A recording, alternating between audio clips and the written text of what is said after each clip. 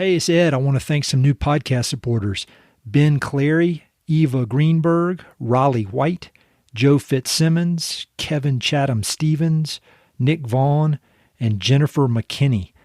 All these folks signed up to support the podcast financially, and I greatly appreciate it.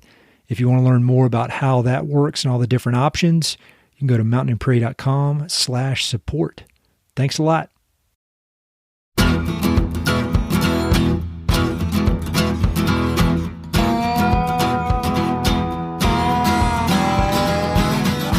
Hey, this is Ed Roberson, and this is the Mountain and Prairie podcast, where I introduce you to some of the innovative individuals who are shaping the future of the American West. I meet most of these people through my work in land conservation or through my hobbies and interests that revolve around spending time up high in the mountains. My guests include ranchers, writers, entrepreneurs, conservationists, athletes, artists, adventurers, pretty much anyone who's doing important work, has an interesting story, and loves the American West. My guest today is Iris Gardner. Iris is a writer, horse wrangler, mother, and former organic farmer who lives with her family on a homestead in northeastern Washington state. After many years of living and farming in Southern California, Iris, her husband Jason, and their 2 children moved to their current home, a rural property located close to the Canadian border and more than 2 hours from the nearest city. As you'll hear in our conversation, Iris and Jason have chosen to live and raise their children deliberately, with intention, and close to nature, in a beautiful landscape far removed from many of the so-called conveniences of modern life. Iris grew up off the grid in rural Washington, in an area so remote that her home did not have electricity. During her childhood, she developed a deep love of reading, horses, and wild landscapes, all passions that are still of great importance to her and her family today.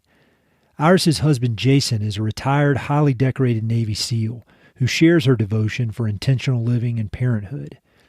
Working as a team, Iris and Jason are building a meaningful and unique life for their family in the wilds of eastern Washington, a life that I've found both inspiring and instructional. Iris and I have been following each other online for years, so it was wonderful to finally get the opportunity to have a conversation. We spent a lot of time discussing parenting, how she's raising her kids to be both tough and compassionate, and how she balances managing risk with letting her kids learn from their own mistakes.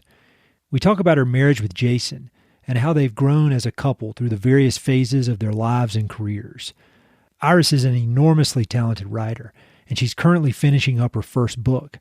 So we talk about her writing process, and she offers some excellent advice for people interested in pursuing creative endeavors. We also talk about the power of positivity, our shared love of reading, Iris's heroes and mentors, and Iris offers some very, very valuable words of wisdom.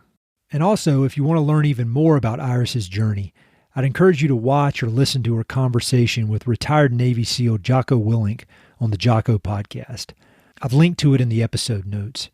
You'll hear us reference Jocko often in our conversation, and that podcast episode is one of the most powerful conversations I've ever heard in my entire life. No exaggeration.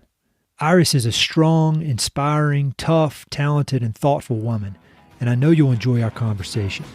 Thanks for listening.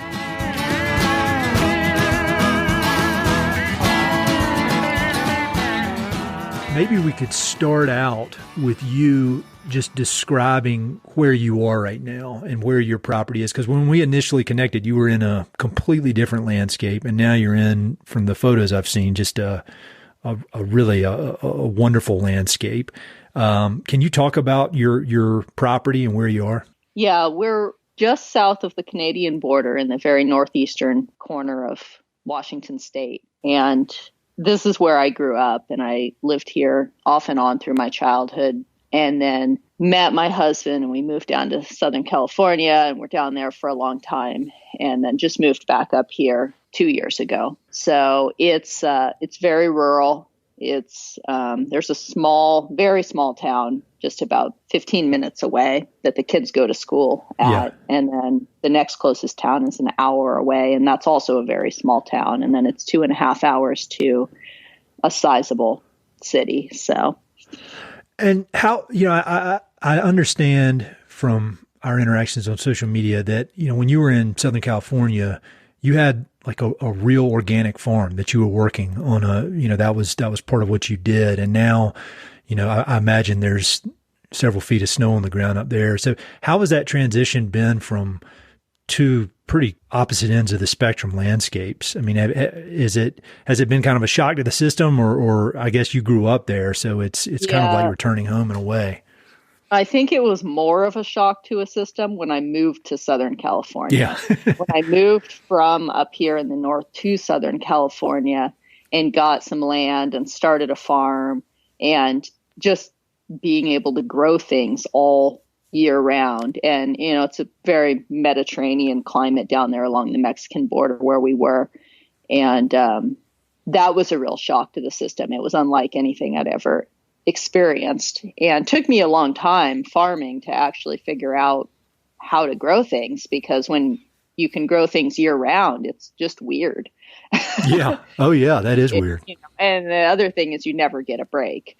So I've actually come to really appreciate being up here in sort of the calm of winter, where everything stops. In the summer, you just go, go, go. There's always a million things going on. And then winter comes and it's like everything just slows down. And all of a sudden we start spending more time together. We start reading I read books to the kids. I'm reading The Lord of the Rings out loud to the kids right now, because it's a big, thick book series to get through. And we can do that in the winter. And we do puzzles and play board games, and a lot more sort of close, intimate family time in the winter. And I'm really appreciating that slowing down after years of sort of the never ending workload of farming all year round in Southern California. Oh yeah. And you mentioned your kids, and we were talking before we started recording, and there's so many different things that I admire about the life that y'all have built up there, and the way you parent, and the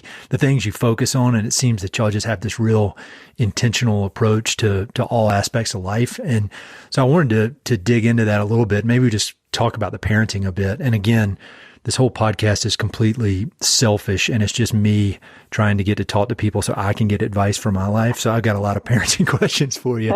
But so your kids, are they 8 and 9? Is that right, in that range? 8, and my daughter just turned 10. Just turned 10. So when they were young, maybe 3, 4, 5 in that age, I mean, did you always have a plan of returning back to this area and living in a remote, rural area?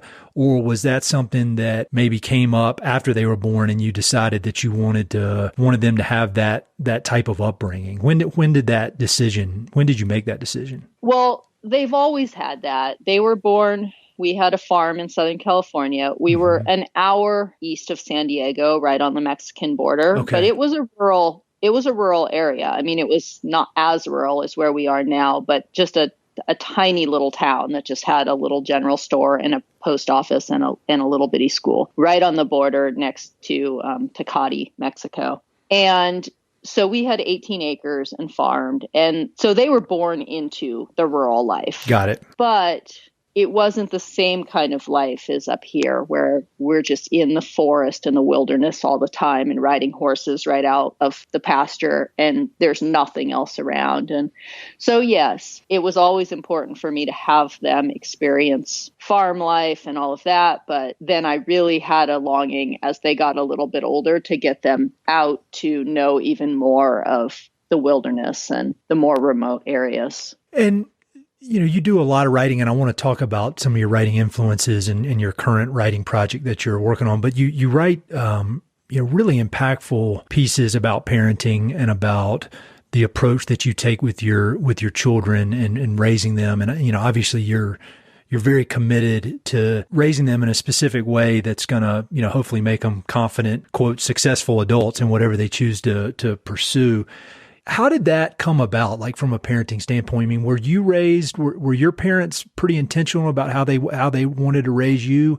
Or is that something that you and Jason decided as a family that, all right, we got to be super focused on this, and we're going to have wilderness as a big part of how we raise our kids? And how did that kind of intentionality come about? Oh, gosh, that's a hard question. Is that what the book's about? Well, I could say to an extent, yeah. I could say my parents were intentional in a way. They were very intentional in, I grew up without electricity for many years. We lived way out in the middle of nowhere. We didn't have a telephone. We didn't have a television. We didn't have, I grew up in that sort of intentional environment where they wanted us to be raised, that's how they wanted to live. And so we were raised away from a lot of stuff that, we could have been pretty much Little House on the Prairie, it was. Yeah. But my parents kind of winged it as far as just raising kids went. So I think a lot of Jason and I's intentional behavior towards raising kids comes from the mistakes that our own parents made and how we wanted to do so much better than that, but also grounded in that sort of love and appreciation for the wide open spaces and the self-sustainability and things like that I actually did get from my parents. That makes perfect sense. And so when you're thinking about kind of coming up with this system for raising your kids, it's clear that you read a lot and you read very widely. And I'm always impressed with how you're able to pull all these different quotes and different passages from just such a broad array of books. Are there any resources that you've come across in your life or maybe people that you've admired how they've raised their kids that serve as a role model? Or is it kind of like you pull all these different things from all these different sources and make your own? I think it's pretty intuitive to me. It just seems based on my life. And you're right. I read a ton. I grew up, like I said, without electricity in the middle of nowhere. Books were fundamental to my development as a human being. And, when you read a lot, you take in so many different experiences and things from other people. And I just sort of have combined all of that into what looks like the right thing for me. And I take being a parent as a serious, I hate to say responsibility. That sounds like kind of a bad thing, but it's not a light thing to be a parent. This is a human being that you're putting out into the world, and I want to put out the best human being that I can. Yep. And so I just accumulate everything that seems right and good to me and implement that into parenting in the way that works. One specific question I have about how you raise your kids is, it seems like there's a focus on, and this is one of my biggest focuses, is I want my girls to be tough, but I also want them to be compassionate. I don't want them to be bullies or anything like that, but I want them to be self-sufficient. And whenever it comes time for them to take off and go do their own thing, I want them to have just a confidence that allows them to be, tough in the world and not get pushed around. And whether that means, physically or following the crowd, doing stuff they may not want to do through peer pressure. I just want them to be confident and tough. And it seems like those are similar things that you're trying to instill in your kids, and so you, as you so bravely talked about on the Jocko podcast, which I'll have links to, and I encourage people to listen. You had a pretty dark childhood in a lot of ways. And, I would say one of the results of that came out is you're unbelievably tough. And then your husband is one of the most elite warriors in the history of mankind. And so that makes him tough. But how do you approach making your kids tough without them maybe having to endure some of the challenges that both you and Jason had endured that led to your toughness? It's kind of a deep question, but I'm curious about it. No, it's a great question. We're in this age of sort of both over-parenting and also a deep neglect of our children, I think, by shoving devices in front of them. And, everyone's walking around with their phone in their face and they stick an iPad in front of their kid. And at the same time, we over-parent by worrying, that any little thing is going to happen to our kid and we have to protect them from everything. And it's in sharp contrast to maybe when you and I were kids, and there was much more of a sense of just sort of letting everything work itself out. And, nobody wore seatbelts and everybody, all the way that like playground equipment has been replaced to be super boring and safe. And it's funny how from one generation to the next, things can change so much. Somewhere in the middle lies the right answer. And that's what we always try to keep in mind with our kids, is to not be careless with them, but to also let them have a lot of freedom to experience life and to maybe get hurt a little bit and to have their own adventures and to be bored and to, my daughter, I've gone back and forth a lot over my kids wearing helmets when they ride horses. Mm-hmm. I didn't grow up wearing helmets. I never wore helmets. I rode horses my whole life and never wore helmets. So to me, I'm like, oh, you don't need a helmet. But then the other part of me says, it just makes sense that you put a helmet on your head, right? Anything can go wrong. And so I have her riding a horse who's not always great. He can buck sometimes. He bolts sometimes. He's a young horse and he still has some issues. So I put a helmet on her head. Now, I could have her on an old dead nag who didn't do anything and not put a helmet on her head. And it's this balance that I deal with all the time of like, I love that she's riding a horse that could buck her off. Mm-hmm. I love that she is riding a horse that she has to pay attention and be on the top of her game with and actually learn to handle and control. That's the adventure. That's the growth right there, to face your fears when you go out and you get on your horse and you know that horse may bolt away from you and you have to deal with it. So in contrast to that, I'm going to slap a helmet on her head so that she can still have those adventures and have that feeling of freedom and fear, and also not crack her head open if something goes wrong. And everything with raising kids is like that. It's this balance of trying to keep them alive and also trying to let them have as much freedom and adventure as they can, because that's what builds strength. It's what builds resilience. It's what builds character. And when you take all of that away from them, you end up with a child who grows into an adult who has a lot of anxiety and fear of things, and who is scared to go try new things and doesn't feel fully confident in themselves because they've been sheltered from that their whole lives. And I think it's something that we really need to put a lot of focus in as parents, in letting our kids have as many experiences as possible. We live in a place where there's cougars and bears and wolves. There's all sorts of things all around us in the woods here. Mm-hmm. And we go out, the kids go out, they take the dogs with them and they go out on little walks where they'll be out together in the woods for a while. And they know, we've gone over all of the protocols on what to do. What do you do if you see a cougar? Mm-hmm. What do you do if you see a bear? How are you going to handle this situation? But then I actually give them the freedom to have that experience as long as they have like 3 dogs with them. I'm mitigating the risk. I'm saying, okay, there is basically a 0% chance that anything is going to happen to these kids when they have 3 dogs with them. But they're out there experiencing that independence and the potential for something big and scary to happen to them that they have to deal with out in the woods without me hovering over them, ready to protect them from every little thing. And that is hugely important in both Jason and I's mentality for raising kids, and raising kids that do have some resilience. Obviously, you don't want bad things to happen to your kids. Yeah. And unfortunately, some of the people who end up being the strongest people in life have been through some horrible things. Yes. And that's not what you want for your kids. And so trying to build that fortitude and courage and resilience in a kid who's never been exposed to anything bad is really difficult.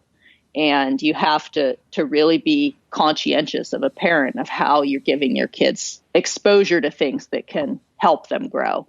I think the outdoors is just so unique in that regard. I'm just such a proponent of experiential education, and especially outdoor education.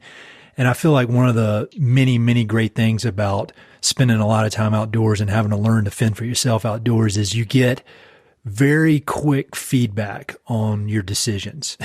And there's a turn, if you're not wearing the right clothes, or if you go out wearing a bunch of cotton clothes and when you should be wearing synthetic, you're going to get really cold really quick. And if you get wet, you're going to get in trouble really quick. And if you don't eat enough, there's instant feedback that you really can't get in a lot of other parts of life.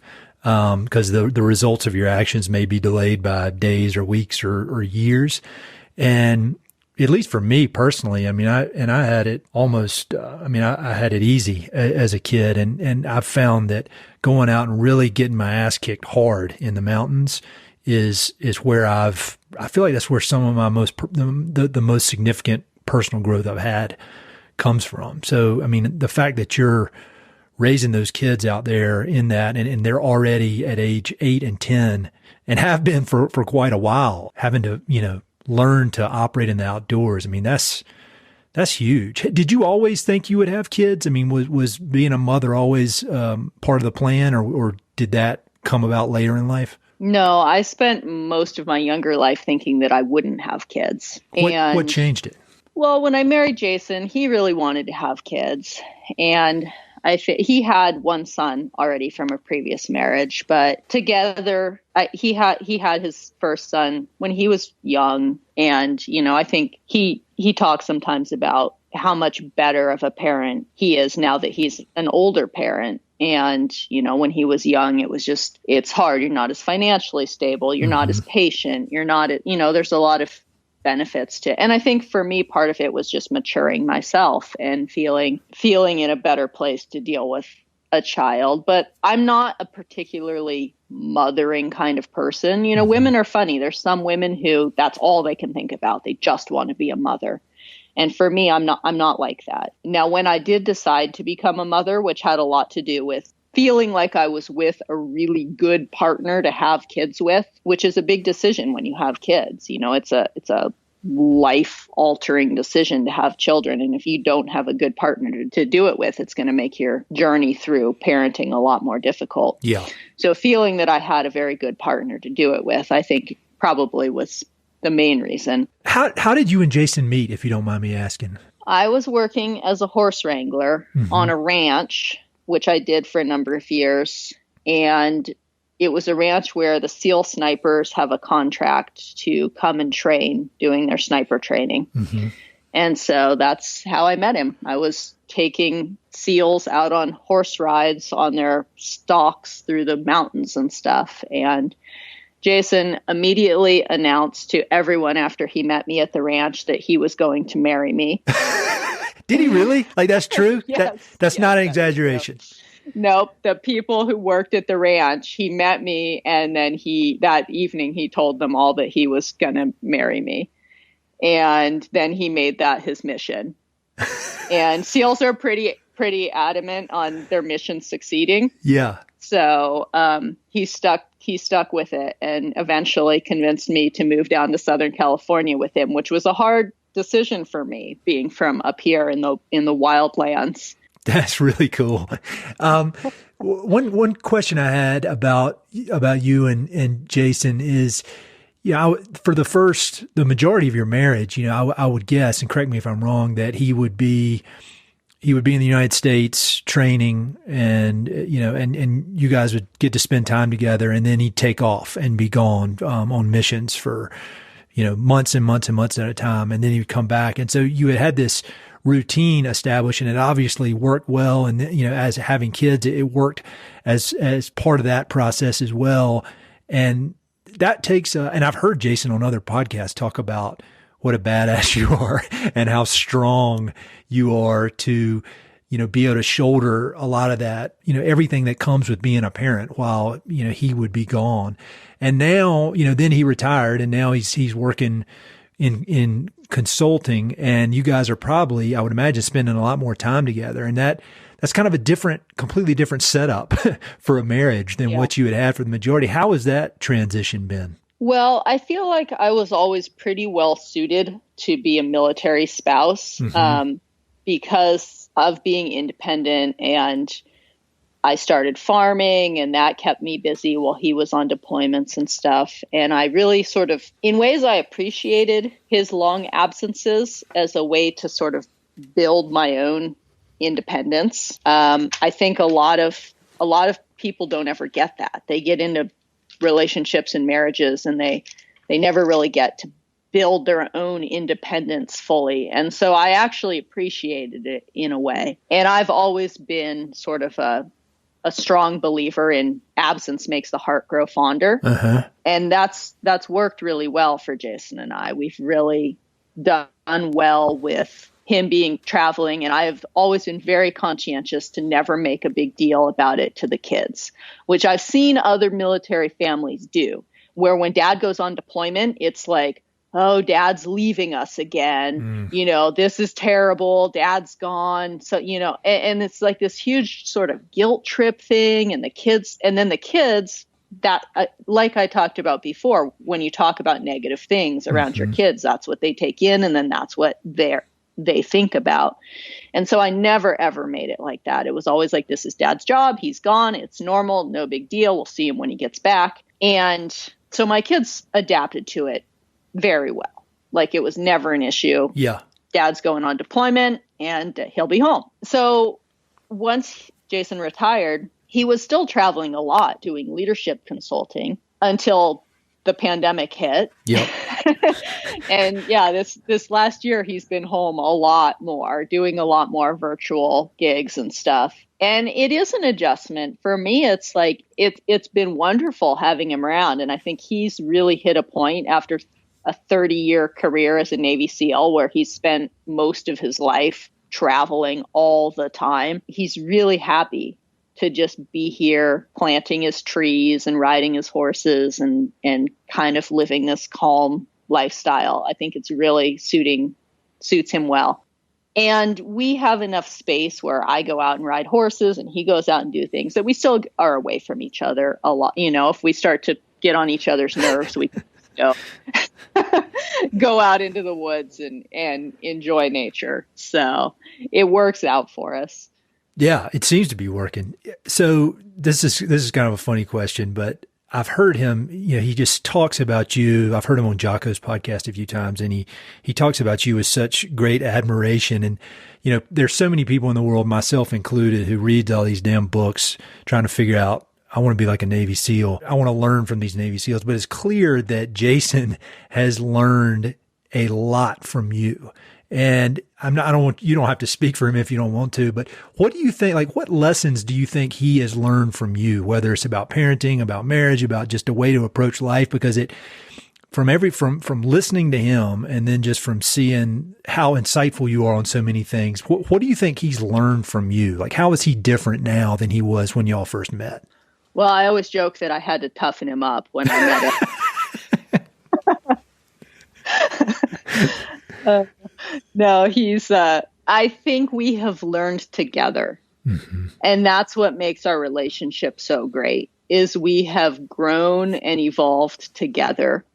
And we always challenge each other. We don't always agree on the same things. We don't always think the same way, which I've come to really appreciate. I've come to appreciate having this sounding board for every thought and idea that I have bounces off of him, and likewise with him towards me. And we call each other's bullshit when it's there, and we challenge each other to think about things in different ways.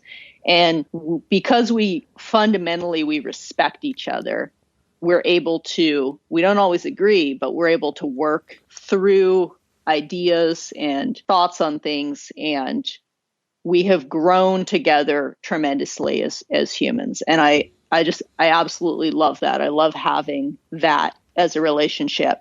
And I think he used to be a lot more just sort of quick to jump to conclusions or to anger and things like that. And my sort of calm peacefulness, I think that's definitely something I would say that he's learned, to sort of slow down and take a moment to process things without just jumping to the conclusion of the first thing that pops into his head.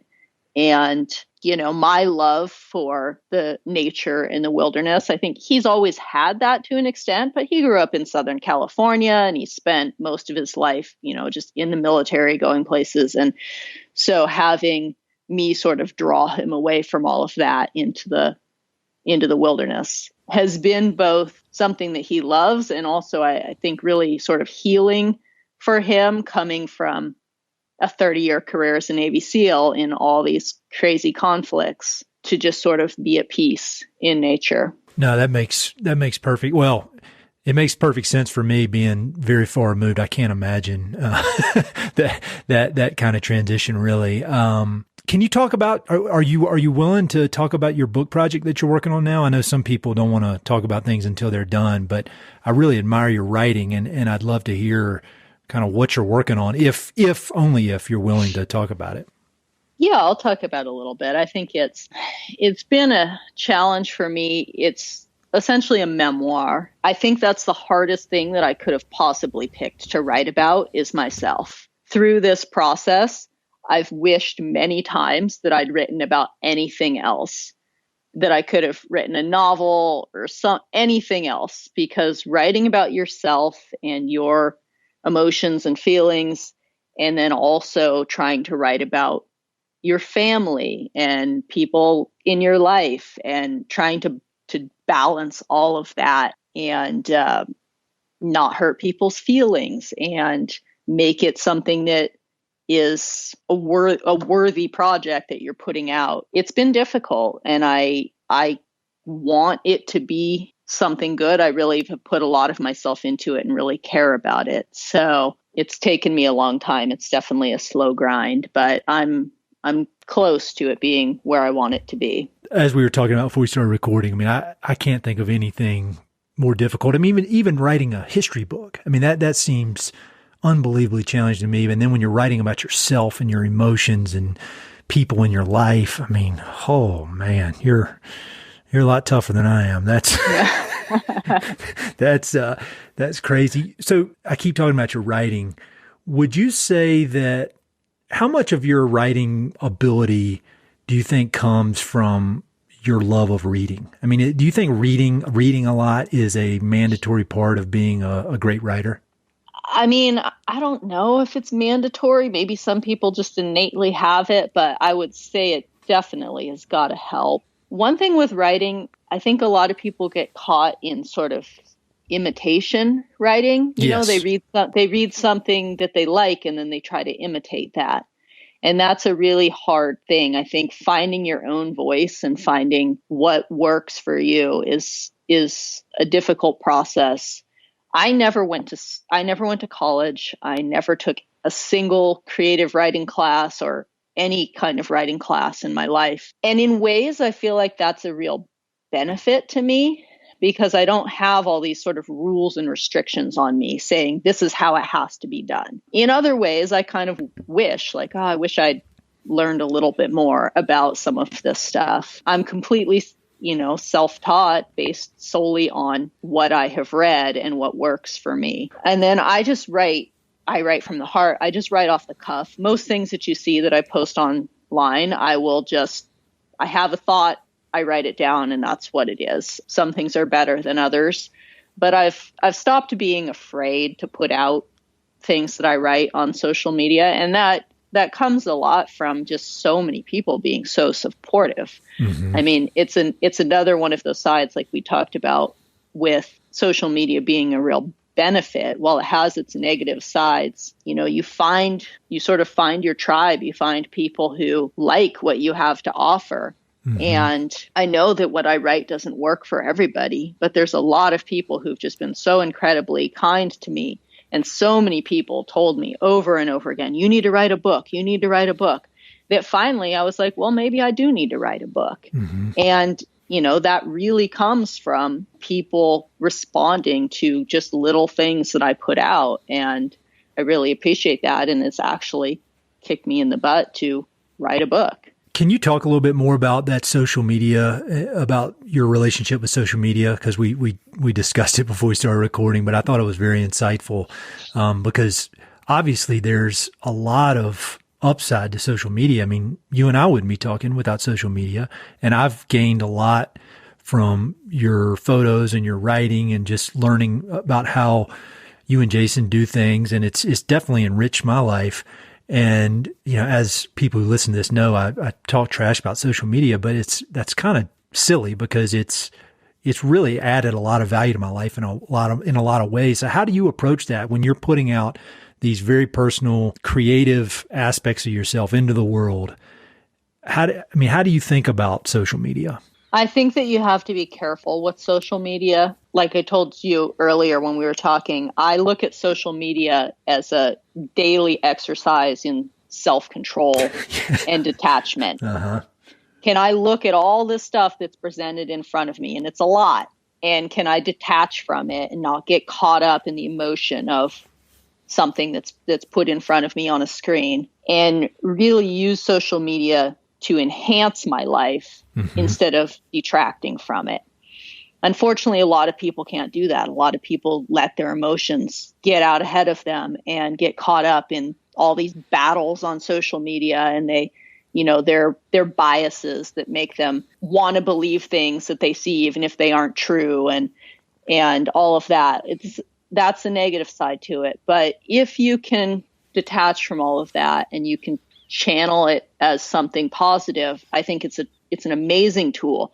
You and I are talking right now because, a number of years ago, I don't know, I saw your Instagram, somebody or a podcast. I think maybe when you were just new to podcasting. Yeah, I think it was. And I started following you, and I've been following you for a number of years. And you followed me back at some point. And we have this connection now that is beneficial to my life. And anything that I put out on social media, I try to make sure that it is also either an enhancement to my life or to somebody else's life. I primarily use Instagram, and Instagram is, for me, I use it for inspiration. I pretty much only follow people who inspire me, people who I feel like I have something to learn from. They take beautiful photography. They write something amazing. They do podcasts. They have really brilliant thoughts. They have something that I find inspiring about them. And that's what's presented in front of me every day, instead of all the garbage that we let social media become if we're not careful. And so I find that as long as I'm able to manage it correctly like that, it is definitely a benefit to my life. And for my kids, my daughter, they won't have social media until they're much older. But I think about when they do start to have it, my daughter can also, because I will teach her that that's the best way to use social media. She can have all these amazing role models, and my son as well. But I think girls are particularly susceptible to getting caught in that, like, I have to, be beautiful and wear skimpy clothes and get, the attraction thing to have people pay attention to me. Yep. And having her have all these amazing role models through social media, because there's awesome women out there just doing incredible things, whether they're climbing giant mountains or they're running ultra marathons while like breastfeeding their kid or doing crazy things.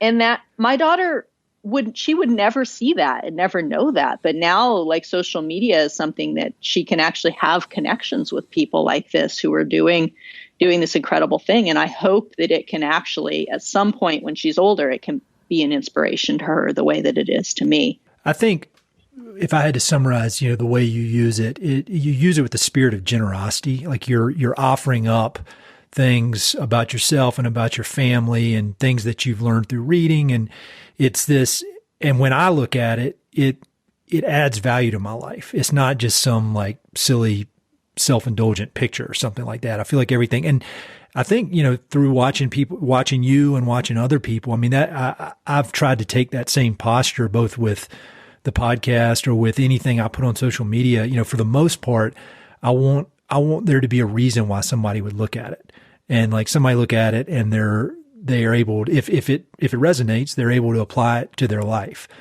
So say somebody reached out to you and they've got a story they want to tell, or they want to open themselves up more.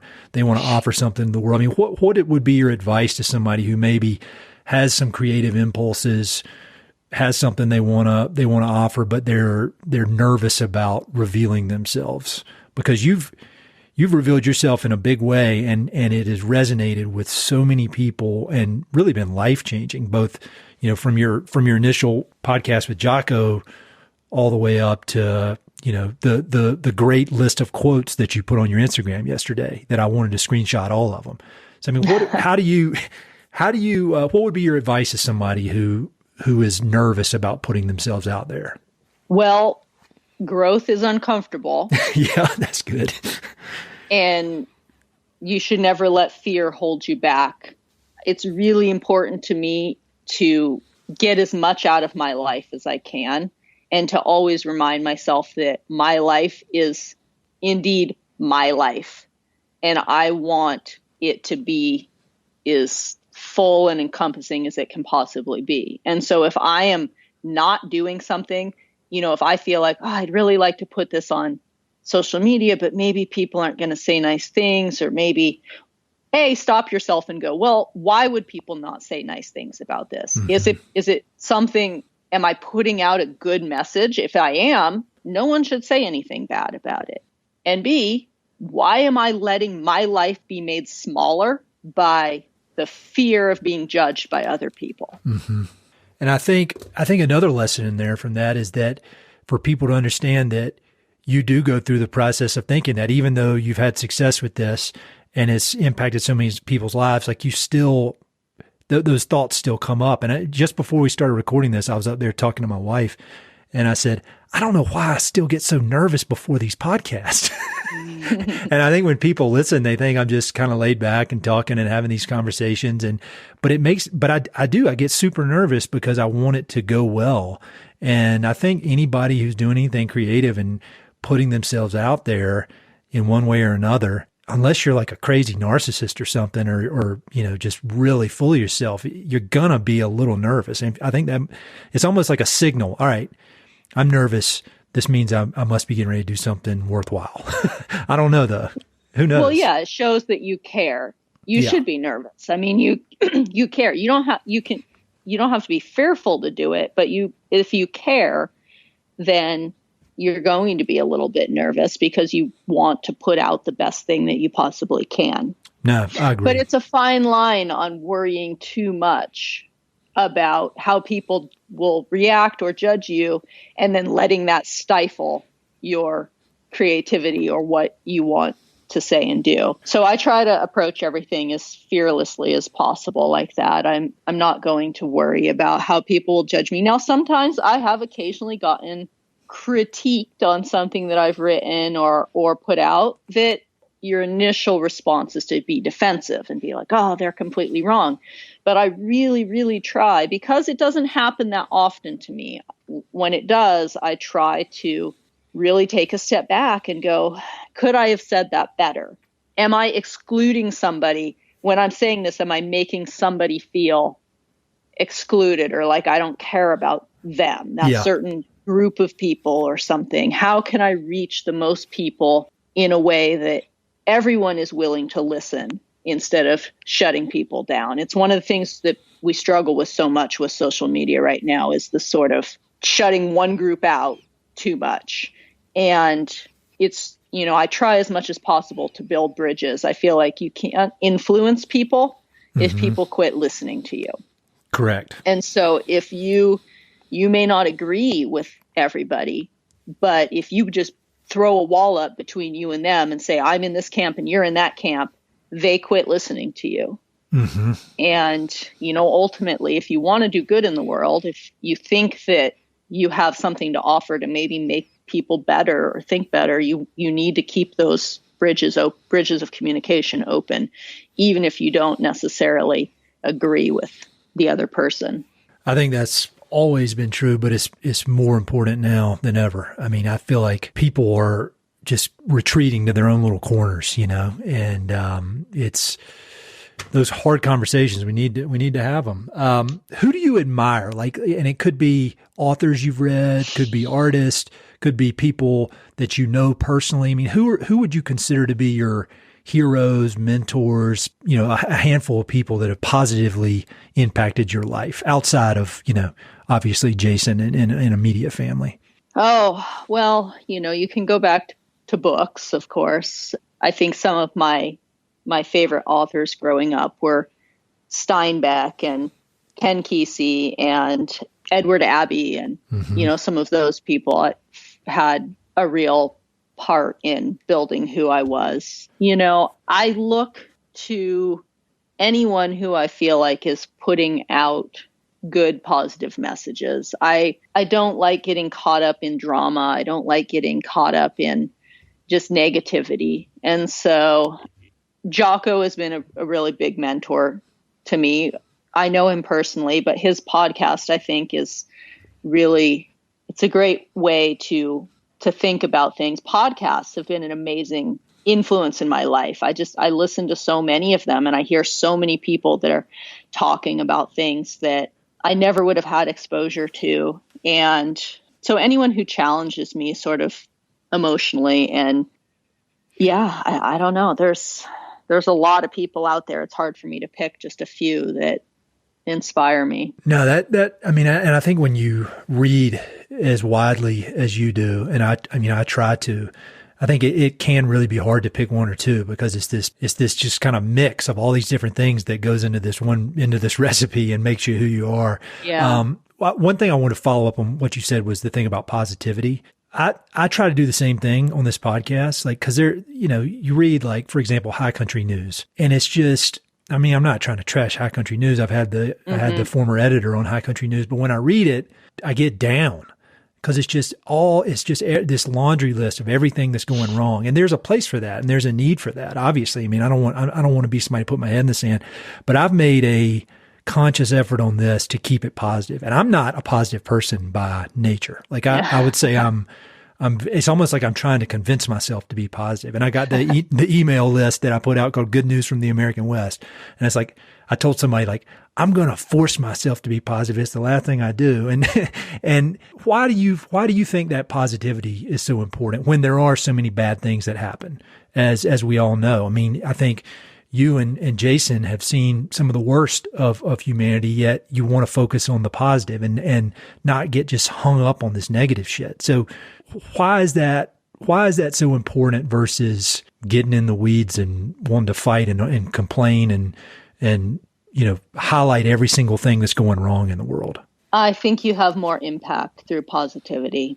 Mm-hmm. I think that if you want to make changes, well, like I was just saying before, if you focus on the negative, people will start to shut you out. Yep. They don't want to hear it. Think about when you're around somebody who all they do is complain about all the stuff that's going wrong. You're just like, oh, get me away from this person as fast as I can. Oh yeah. And I've been that person and seen people leave.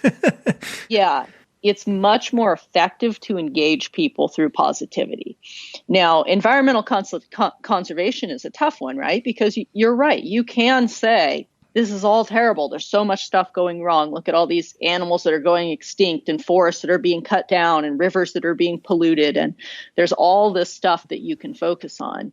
But you're not effective when that's all you do is just, it's all bad, it's all bad, it's all bad. You have to also highlight the good things. Mm-hmm. And it's not that you pretend like the bad isn't there. You're fully aware that it's there. You just are going to be more effective even in your own mind if you're thinking about things positively and how we can affect positive change instead of just thinking about the negative stuff. So I think, it's all mental control. I am, like you, not naturally a positive person. I'm a huge skeptic. I'm always like, I don't know about that. I'm always, it takes hard work for me to focus on everything in a positive manner, but I think it's worth doing. Yeah. And it's not, putting on the rose-colored glasses and just pretending like everything's great.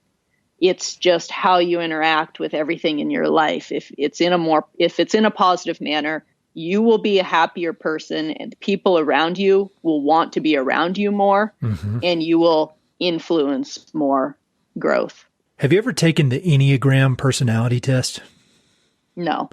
It's this personality test, and they put you into one of 9 categories. And when you said you're skeptic, that's my Enneagram personality type, is the loyal skeptic.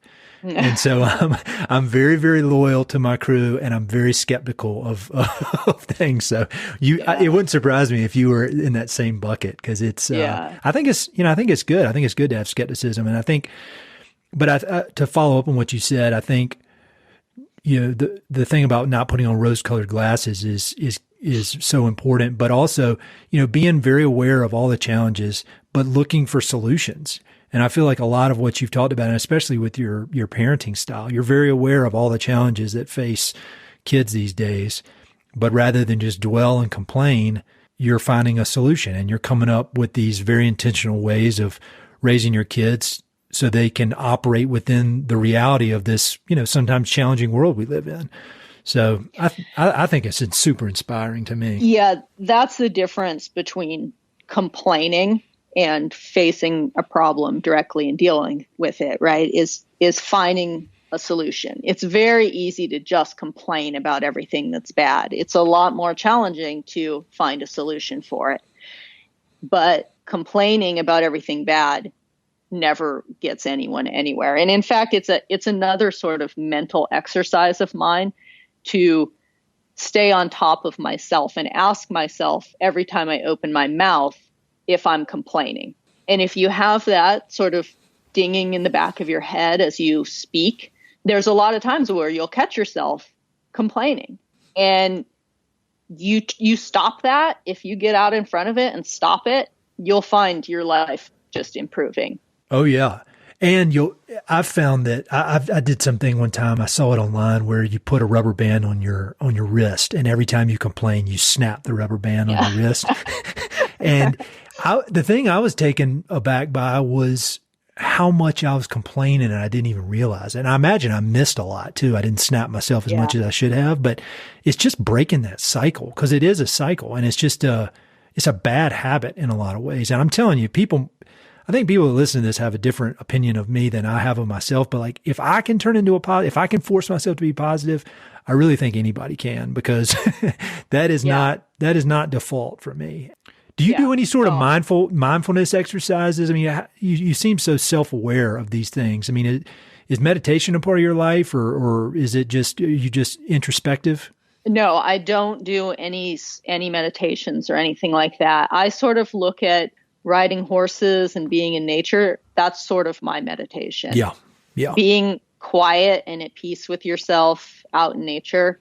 I don't feel the need to do any special sort of thing. I just need to get myself into those situations. And then being introspective, it's just I think it just takes work. It just takes being, like you brought up all the quotes that I posted on Instagram yesterday, and I oftentimes will read and collect quotes and things that resonate with me, and will reread through those and take time to think about them and how they apply to my life, or how my life can be better because of them. And that is introspection, and it takes time and it takes work, but I like it. I like to always be challenging myself to be better. I know the feeling. It's not it's like hard exercise, it's not comfortable in the moment, but if you do it enough, you get to where you enjoy that discomfort, and you know good stuff is going to come from it. I also, with my kids, I try to be so communication, I think, is the number one thing that you can have with your kids, with your whole family, really with everybody. Yep. If you can communicate well, everything in your life will go better. And so trying to teach my children how to communicate and be introspective and things like that is the challenge. And one thing that I find helps tremendously with my kids is I started calling it a family council. So like once a week having a family meeting, and we call it the family council. And in that meeting, including the kids in the whole discussion, what's going on with our family? What can we do better? What did we kind of slip on this week? And letting the kids actually partake in that, not in saying, they can critique Jason and I. And then also picking a topic to discuss. And it can be anything, it can be the universe. It could be empathy. It could be courage. It could be anything that is interesting, that makes their little brains think. Yep. And having discussions like that is a tremendous way to connect with your kids and to get them thinking critically about things and to make them feel like they have an important place in the family. And they're not just little people that are in the way that you're, picking up their crap all the time. And like you're including them in these big, important topics and discussions in the family. And, that's part of my tactic for raising, hopefully, intelligent human beings. I'm going to borrow that if you don't mind. I think that's absolutely, that's great. I mean, I think that's wonderful. And in my incessant reading of biographies, and I'm so interested in people who have done things outside the box. And one of the things I've noticed is that a lot of people who go on to be leaders, particularly in politics, they grew up in households like that, where there were hard discussions, whether it was around the dinner table. They'd bring up a topic and have a debate and make everybody take a side, or just that the parents really gave the kids space to have an opinion and to have to defend it and to have to think things through and treating them like maybe not like an adult, but giving them some responsibility. I think I've never heard it put so succinctly like you did, but my youngest is too little for that right now, but I think we could have some interesting conversations with my oldest. So I'm going to try that tonight, actually. Yeah. That's great. Well, I'll tell you, anytime things start slipping around here and I start noticing the kids' behavior getting bad, and I'm like, oh, why are you guys being so bad? And sometimes this doesn't have to be a set thing. Sometimes on the spur of a moment, I'll be like, all right, it's time for a family council. And as soon as I set those kids down and we open up a discussion in a set meeting sort of way, all of a sudden I can bring up the behavior like, hey, why are you guys giving each other such a hard time over this? Why are you fighting over this all the time? All of a sudden it's like putting it all out on the table in an open form of discussion, as opposed to just yelling at them that they're being bad. Yep. It cleans up their behavior incredibly well. And if you do that on a regular basis, to me, it's one of the most important parenting tools that I've found. Well, it gives them ownership, like all of a sudden they're not just this subservient person they're a member of the family, and Exactly. You should write that. You should write that out. You should write like a little ebook or something about that. Yeah. Like that. Don't take too much time because you got other writing projects to do. But like that's really powerful. Seriously, I'm going to try it tonight. And one of the other things that I've really noticed, particularly with my daughter, did you say are both your kids girls? Both girls, yeah, almost 6 and almost 3. Particularly with my daughter, but it's easy to overlook with my son, but I think it's equally as important, if not more important for him, is to see me having my own life and my own passions for life, because they're these little sponges. They take in what you are. And if they don't, like my daughter sees what I do and she wants to emulate me. Yep. She says, oh, when I grow up, I'm going to be a writer. I'm going to write a book. Now, she believes that she can do that because she sees me doing it. Mm-hmm. Or she says, I'm going to be a wildlife photographer when I grow up. I'm going to work for National Geographic. And she believes that she can do that because she spends all kinds of time out in the wilderness with me taking photos of things. Mm-hmm. And she says, I'm going to be a horse trainer when I grow up. And she believes that she can do that because she sees me out training horses. And it has made this vast impression on me how important it is to show these kids what they can be through your own actions and your own passion for life and the experiences that you have yourself. I take time and I go on backpacking trips and I go ride the horses, and I'm just like, hey, I'm going to go do this. And they see me having my own independent life. I think so many mothers particularly just lose themselves in motherhood. There's a number of years where women really struggle with that, with just losing themselves in motherhood. And I want to set an example for both my daughter and also for my son to see that he can expect to be with a woman who has her own unique and individual life. And it's a huge responsibility on me, I feel like, to, after seeing how much my daughter tries to emulate what I do, I want her world to be big. And that comes from me and how I live my world. And I have to live my life fearlessly, and I have to not be afraid to take on challenges and to go do the things that make my life fulfilling to me. Mm-hmm. And, boys, they need that example just as much to expect that of their partners in life. So it's just something that I've been thinking about a lot as I watch my kids grow and develop a little bit, how much we influence them based on just our own behaviors. Oh yeah. And there's no faking it.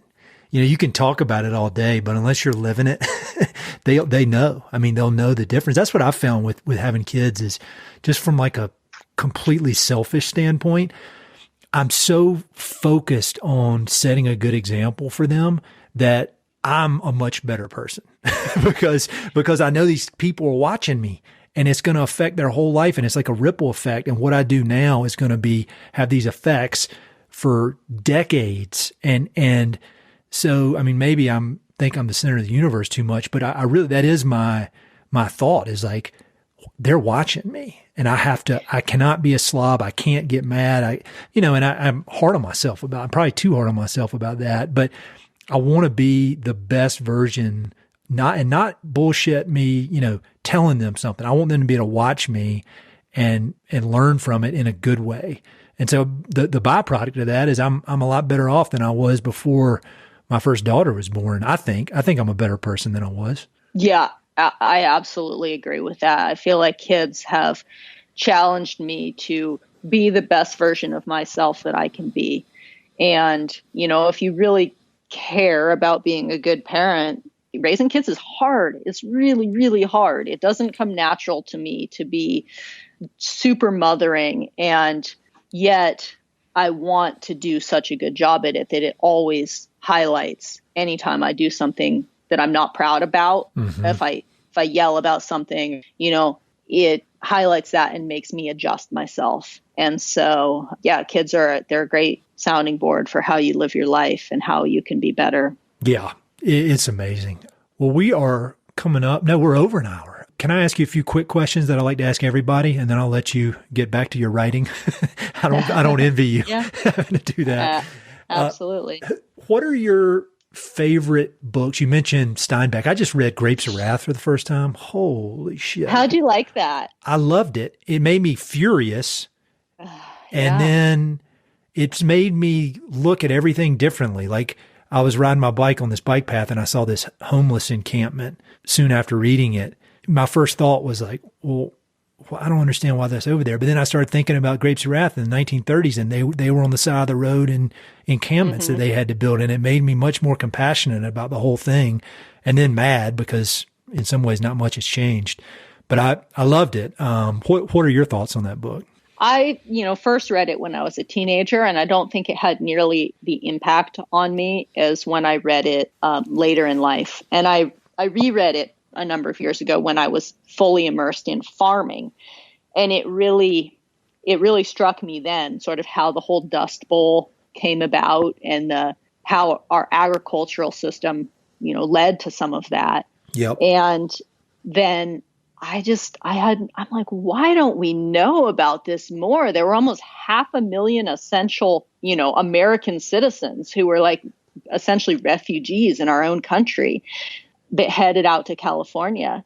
And, they were starving to death. They were living in encampments. It was just crazy. Yes. And it really impacted me a lot more when I read it as a parent, as a farmer, as just an adult who saw it differently than when I read it as a young person. And I love Steinbeck. I think I've read every Steinbeck. When I was a teenager, I just absorbed everything Steinbeck. And, he writes about the American West, right? It's California, but I think one of the things with Grapes of Wrath that made it so impactful is that he was writing it at the time that it was happening.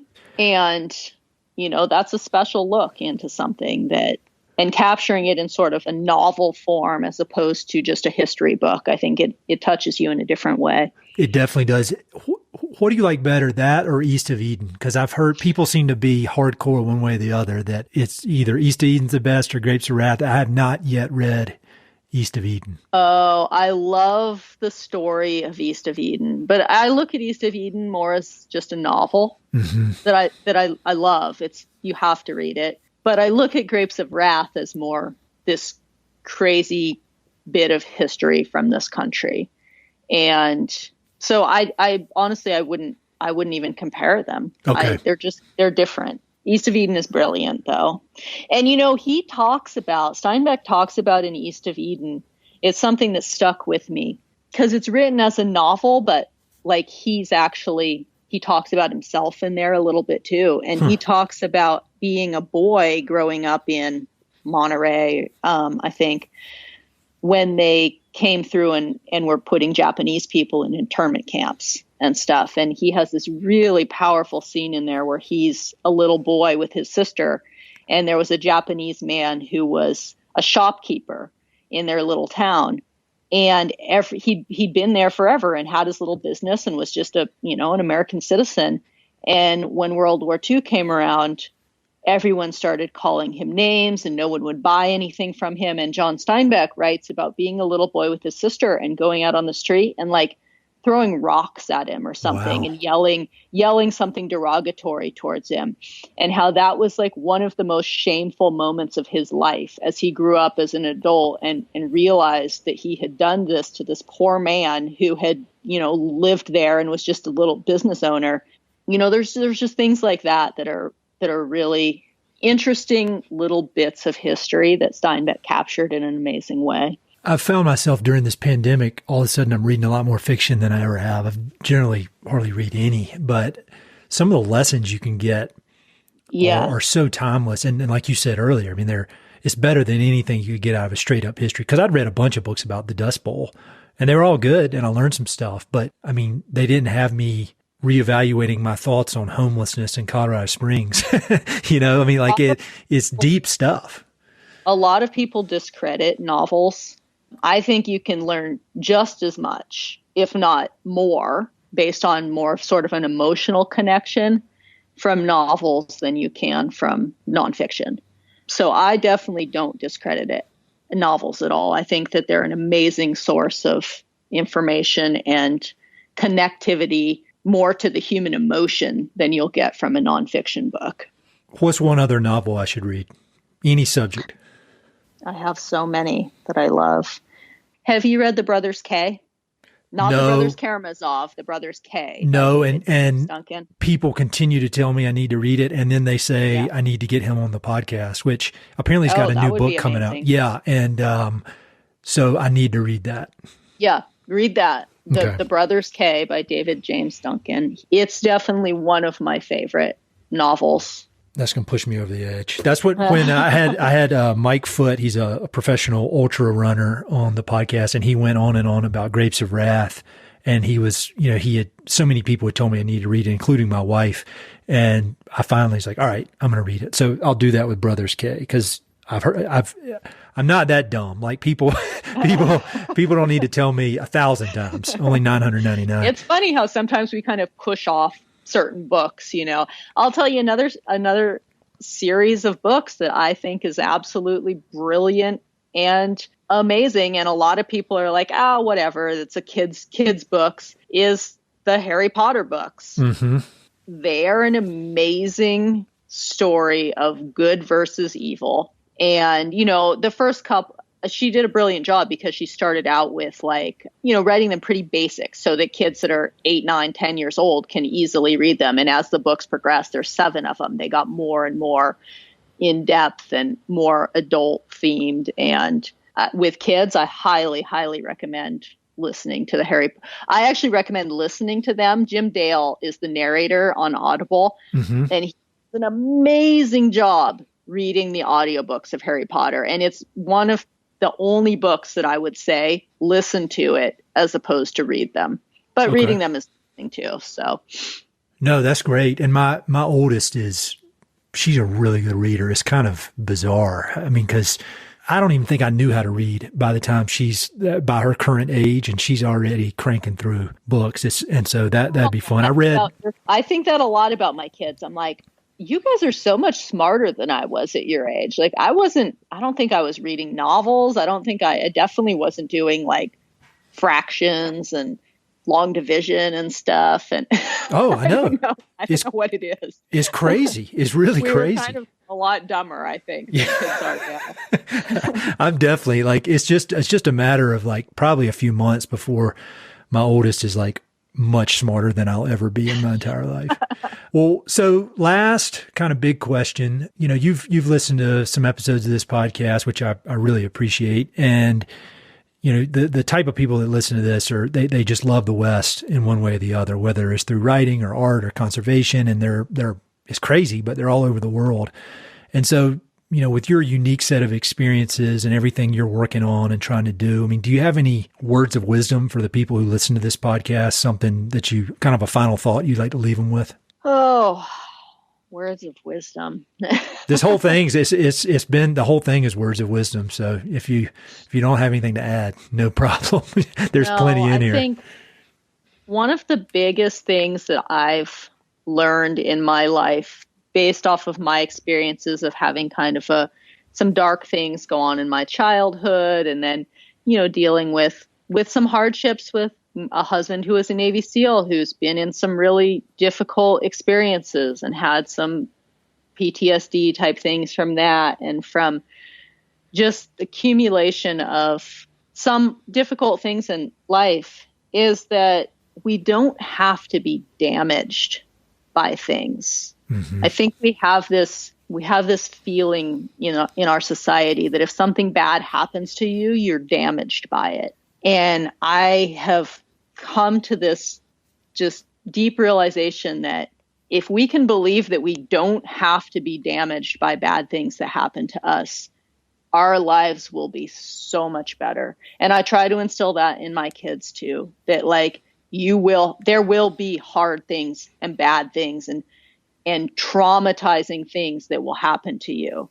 And you don't have to let them damage your life. You don't have to carry this stuff around as baggage with you forever. You can be a whole, healthy person who still experiences this. I don't know if you've ever heard Jason on a podcast talk about an experience where he was in Iraq, I believe it was, and saw a bunch of kids get blown up by a bomb right in front of him.